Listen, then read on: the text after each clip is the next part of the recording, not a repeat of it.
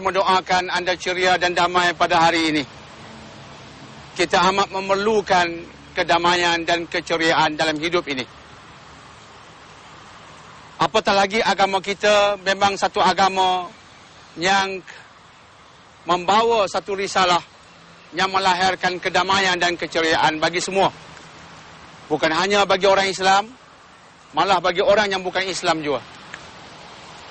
Sebab Islam memang merupakan satu agama yang sesuai dihayati, dilaksanakan di mana-mana saja.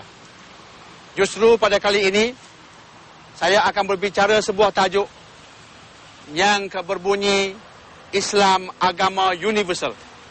Semoga tajuk ini mendatangkan kebaikan pada kita semua, khususnya di Malaysia ini, insya-Allah.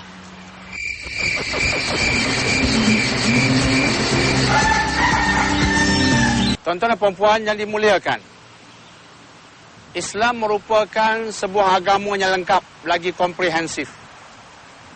Dan ianya sesuai di mana-mana saja di alam maya pada ini. Islam sesuai bagi orang Arab, Islam sesuai bagi orang Melayu, Islam sesuai bagi semua bangsa. Ia praktikal di mana-mana kawasan, di mana-mana tempat negara sekalipun. Dalam surah Al-Anbiya, Allah Subhanahu wa taala berfirman, "Wa ma arsalnaka illa rahmatan lil alamin." Tidak kami utuskan kamu ya Muhammad melainkan sebagai rahmat bagi seluruh alam. Maka Islam sekaligus merupakan satu agama yang universal. Sebab Allah mengatakan bahawa Nabi diutus untuk membawa sebuah risalah yang merupakan rahmat bagi seluruh alam. Di mana sahaja kita berada, jika kita menghayati Islam, melaksanakan Islam, kita mendapat kebaikan, kita mendapat rahmat. Ini konsep universal dalam Islam. Ditambah lagi dengan sabda Nabi SAW. Sebagai contoh, ketika Hijjatul Wida', iaitu ketika Nabi melaksanakan haji selamat tinggal, baginda telah membuat sebuah ucapan yang agung. Ia satu ucapan yang panjang lebar, isinya mantap dan padu. Salah satu isinya ialah, wahai manusia, sesungguhnya tidak ada perbezaan antara Arab dengan bukan Arab. Tidak ada perbezaan antara orang yang berkulit putih dan kulit hitam. Tak ada perbezaan. Melainkan berdasarkan takwa itu saja. Sekaligus Islam datang untuk menghancurkan kasta-kasta dalam kehidupan. Kasta yang berdasarkan warna kulit, kasta yang berdasarkan kebangsaan, kasta yang berdasarkan keturunan, kasta yang berdasarkan pangkat dan harta. Nabi hancurkan semua itu. Nabi datang mengatakan Arab dan bukan Arab sama. Orang yang berkulit putih dan kulit hitam sama. Sebab Nabi menambah, antum min Adam wa Adamu min turab. Kesemua kamu datang daripada bapa yang satu, iaitu Nabi Adam. Dan Nabi Adam berasal daripada tanah. Jadi kita tak boleh mengatakan kita hebat hanya berdasarkan bangsa dan keturunan. Sebab asal usul kita sama. Bapa kita sama, Nabi Adam. Nabi Adam pula berasal daripada tanah. Menampakkan bahawa kita ini sama dan kita di sudut asal usulnya tidaklah begitu hebat. Kita hanya akan bertukar menjadi hebat andai kata kita mengabdikan diri kepada Allah Subhanahu wa taala, dan kesan daripada itu kita mencapai status takwa di sisinya. Lantas dalam surah Al-Hujurat ayat 13, Allah mengatakan, yang saya terjemahkan saja, yang bermaksud Allah menjadikan kamu bersuku sakat, berpuak-puak dan berbangsa-bangsa, lita'arafu, agar kamu berkenal-kenalan. Yang paling mulia di sisi Allah antara kamu bukan berdasarkan suku sakatmu, bukan berdasarkan bangsamu, puak-puakmu, kabilahmu, keturunanmu, tapi hanya berdasarkan takwa. Maka tuan-tuan dan puan-puan yang dimuliakan, konsep ini menjadikan Islam satu agama yang universal. Sebab itu di zaman Nabi SAW, di Madinatul Munawwarah, terdapat 3 puak Yahudi. Bani Qainuqa, Bani An-Nadir, Bani Quraizah. Mereka boleh kita anggap sebagai golongan minoriti di negara Islam di zaman Nabi. Tapi mereka tidak dizalimi. Sebaliknya mereka bertindak zalim. Satu kelompok nak membunuh Nabi, satu kelompok mereka bersepakat dengan musuh untuk menghancurkan Islam. Perbuatan-perbuatan inilah yang menyebabkan akhirnya mereka dihukum.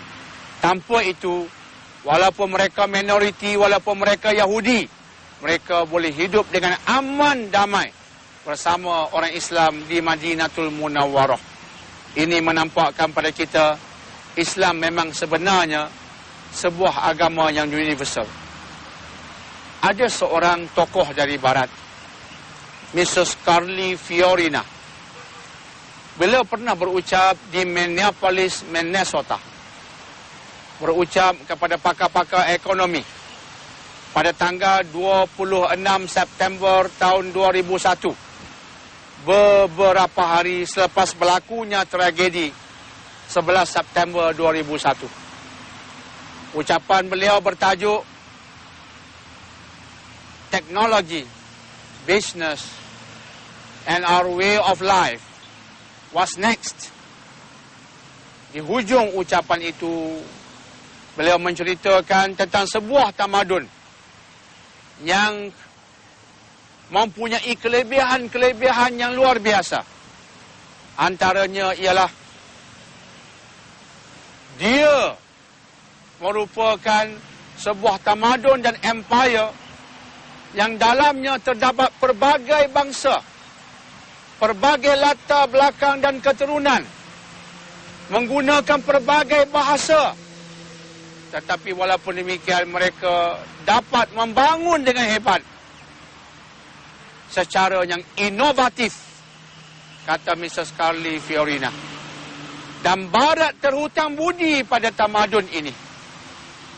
Tamadun itu, kata beliau, ialah tamadun Islam. Ini puji-pujian diberikan oleh seorang non-Muslim kepada Islam berdasarkan sejarah. Memanglah Islam merupakan sebuah agama universal dan insya-Allah ia boleh diterima pakai di mana-mana saja. Kita akan perincikan lagi hal ini selepas ini, insya-Allah. Tentang topik Islam agama universal. Kita menyedari sekarang bahawa Islam tidak mementingkan warna kulit, keturunan, kebangsawanan, pangkat, harta dan seumpamanya. Yang Islam pentingkan ialah takwa. Sebab itulah di zaman Nabi SAW, yang memeluk Islam itu datang dari pelbagai latar belakang dan bangsa, dan juga pelbagai warna kulit. Tetapi Nabi tidak menghiraukan semua itu. Sebab itu, sebagai contohnya, Bilal bin Rabah, seorang sahabat kulit hitam, Nabi lantik sebagai muazzin baginda, tukang azan baginda. Walaupun kulitnya hitam, secara fizikalnya nampaknya tidak begitu handsome, tidak begitu cantik, tetapi disebabkan beliau seorang yang ikhlas, seorang yang jujur dan juga ada kemahiran tertentu, maka Nabi berikan amanah menjadi tukang azan di zaman baginda tanpa menghiraukan warna kulit. Di zaman Khulafa' Ar-Rasyidin, hal yang sama berlaku. Saya sempat membaca sebuah buku ditulis oleh tokoh daripada Indonesia, Yusuf Shu'aib, yang menceritakan tentang era Khulafa' Ar-Rasyidin.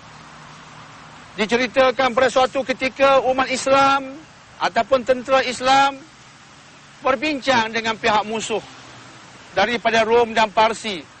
Ada ketika-ketikanya mereka terkejut sebab panglima perang yang datang berbincang dengan pihak Rom dan Parsi ialah orang yang berkulit hitam. Mereka pelik. Pemimpinmu, panglima besarmu berkulit hitam? Mereka rasa pelik. Tetapi tentera-tentera Islam yang lain berkata, kami melantiknya sebagai ketua kami dalam peperangan ini kerana kelebihan dan kebolehannya. Kami tidak menghiraukan warna kulitnya. Orang lain merasa pelik. Maka Islam memang agama universal. Tambahan daripada itu, hukum hakam Islam praktikal di semua tempat. Hukum hakam Islam ada fleksibilitinya. Sebab itu salah satu kaedah fiqh yang perlu kita fahami ialah hukum boleh berubah mengikut keadaan, tempat, uruf dan suasana. Untuk memperincikan tajuk ini, anda boleh membaca buku-buku karangan Profesor Dr. Yusuf Qaradawi. Salah satu bukunya yang bagus ialah Ijtihad dalam Syariat Islam. Sebuah buku yang bagus. Maka dalam buku itu beliau memperincikan, memanjang lebarkan kaedah fiqh yang saya sebutkan tadi. Namun, anda jangan salah faham. Ia tidak bermaksud bahawa hukum hakam Islam ini sentiasa boleh kita ubah-ubah begitu sahaja. Tidak. Sebab dalam Islam ada hukum hakam yang qat'i. Qat'i artinya sudah putus dan tidak menerima ruang untuk diubah.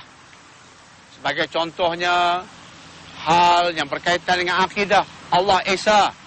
Tak mungkin kita menerima Tuhan tiga. Allah tidak sama dengan makhluk. Tak mungkin kita menerima bahawa Allah menjelma dalam makhluk. Tidak. Itu qat'i, putus. Tak boleh berubah. Solat yang diwajibkan 5 sehari semalam tak akan berubah. Puasa yang diwajibkan setahun sekali di musim Ramadan tak mungkin berubah. Tak mungkin kita boleh menerima pandangan yang mengatakan, mengapa tidak pada tahun hadapan kita berpuasa wajib sebulan penuh di musim Syawal, bukan lagi Ramadan. Kita tak boleh menerimanya sebab hukum tentangnya qat'i.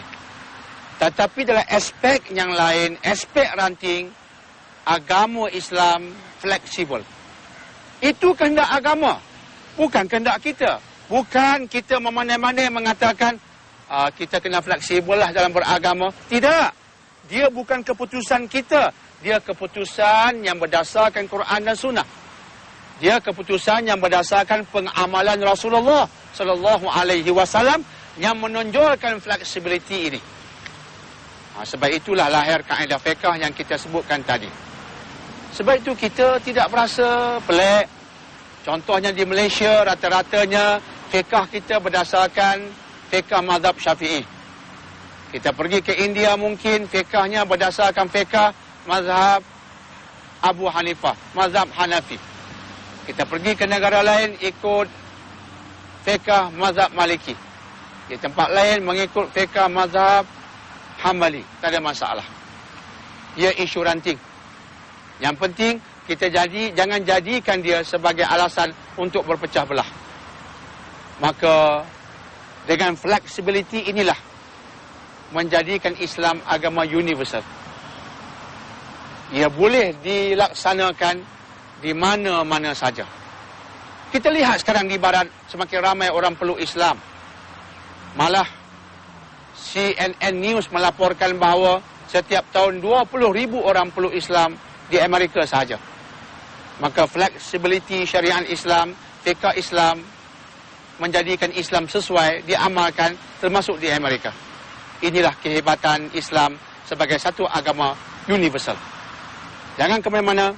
Kita boleh sebutkan kenyataan daripada CNN News yang melaporkan bahawa setiap tahun lebih kurang 20,000 orang memeluk Islam di Amerika sahaja. Rupa-rupanya trend ini bukan sekadar sedang menyerang Amerika secara positifnya. Ia sedang berlaku di merata tempat di dunia, terutamanya di Eropah. Hatta di Denmark sekalipun, yang beberapa tahun yang lepas, Jyllands-Posten, akhbar Jyllands-Posten menerbitkan karikatur yang mengaibkan Nabi Muhammad sallallahu alaihi wasallam.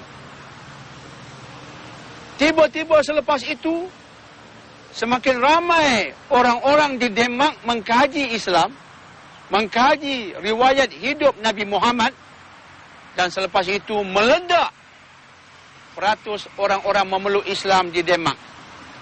Hal yang sama juga sedang berlaku di Perancis, sedang berlaku di UK, sedang melanda Republik Czech, sedang melanda Rusia dan negara-negara yang lain. Sekaligus menampakkan bahawa Islam sesuai diamalkan di mana-mana saja. Sememangnya Islam sebuah agama universal. Mereka yang saya sebutkan tadi memeluk Islam bukan berdasarkan paksaan. Tidak ada orang Islam yang memaksa mereka memeluk Islam. Mereka sendiri memilih Islam disebabkan kajian-kajian yang mereka lakukan menampakkan Islam memang agama yang saintifik, agama yang praktikal, agama yang lengkap lagi komprehensif, dan agama yang sesuai dengan mereka di penjuru mereka masing-masing. Sekaligus Islam agama universal. Bayangkan orang Barat merasakan Islam sesuai bagi mereka, orang di Timur merasakan Islam sesuai bagi mereka, orang Hindu merasakan Islam sesuai bagi mereka, dan semua ini memang menampakkan Islam sesuai bagi semua orang. Bayangkan di dunia moden, kita masih lagi mendengar isu yang berkaitan dengan manusia kulit putih dan kulit hitam. Afrika Selatan hanya baru selesaikan isu apartheid pada abad 20. Pada abad yang lepas. Sebelumnya orang kulit hitam dianggap rendah. Walaupun mereka penduduk majoriti di Afrika Selatan, orang kulit hitam merupakan majoriti di Afrika Selatan, yang kulit putih minoriti, tapi yang kulit putih itu mengada. Mereka merasakan mereka lebih hebat. Lantas lahirlah sistem apartheid yang membezakan golongan kulit putih dengan kulit hitam. Hanya pada abad yang lepas, abad 20, isu itu selesai di Afrika Selatan. Baru selesai. Dalam Islam ia selesai sejak awal lagi Islam lahir di dunia yang serba canggih, serba maju ini. Demikian juga di Amerika sebelum ini. Lahir isu golongan kulit putih dengan kulit hitam yang kita kenali sebagai The Red Indians. Semua ini menampakkan bahawa Islam datang sebagai rahmat bagi seluruh alam. Ia memang merupakan rahmat sebab agamanya tidak membezakan manusia secara zahir. Sebab itulah semua orang aman dalam Islam. Tambahan pula Islam menekankan toleransi, Islam menekankan kasih sayang sesama manusia. Hatta non-Muslim orang bukan Islam pun aman di bawah naungan Islam. Sebab itu dalam Al-Quran surah Mumtahanah ayat 8. Jangan lupa ayat ini tuan-tuan dan puan-puan. Ayat 8 surah Mumtahanah. Allah berfirman yang bermaksud, tidak ada salahnya kamu berbaik-baik dengan orang-orang non-Muslim, dengan orang-orang bukan Islam, yang tidak memerangimu, yang tidak menghalau kamu keluar dari kampung halamanmu. Tidak ada salahnya kamu berbaik-baik dengan mereka. Berbaik-baik dengan cara yang macam mana? Allah sebutkan, antabarruhum wa tuqsitu ilaihim. Kamu buat baik pada mereka dan bersikap adil pada mereka. Walaupun mereka itu non-Muslim, bukan Islam. Buat baik dan bersikap adil. Sebab itu saya masa kecil tu minta maaf nak cerita satu insiden. Di kampung saya memanglah ada yang bangsa Cina, bangsa Melayu. Ketika saya kecil ada orang beritahu pada saya, adanya dia kena curi terung timun. Curi terung timun orang Cina. Jangan curi terung timun orang Melayu. Itu diberitahu pada saya. Sekarang baru saya sedar, itu salah. Mencuri harta siapa pun, terung timun siapa pun, harta orang bukan Islam, berdosa besar.